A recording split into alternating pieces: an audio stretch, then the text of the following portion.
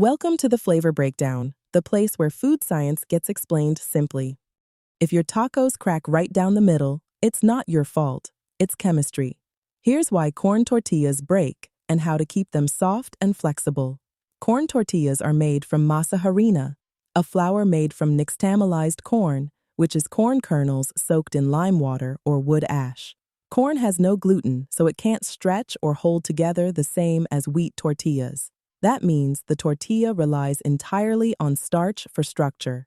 When a tortilla cools, the starches inside it retrograde, meaning they tighten and draw out moisture. As the tortilla dries, it becomes rigid. Bend it and it snaps.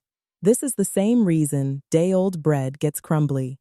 To make a tortilla flexible again, you need two things: heat to loosen the starch structure and moisture to rehydrate it.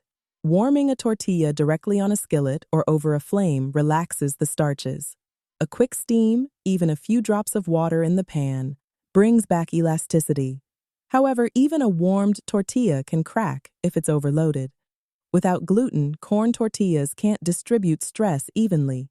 Too much filling creates a pressure point, and the tortilla tears right where it's weakest, usually the bottom seam. Warm them right before serving.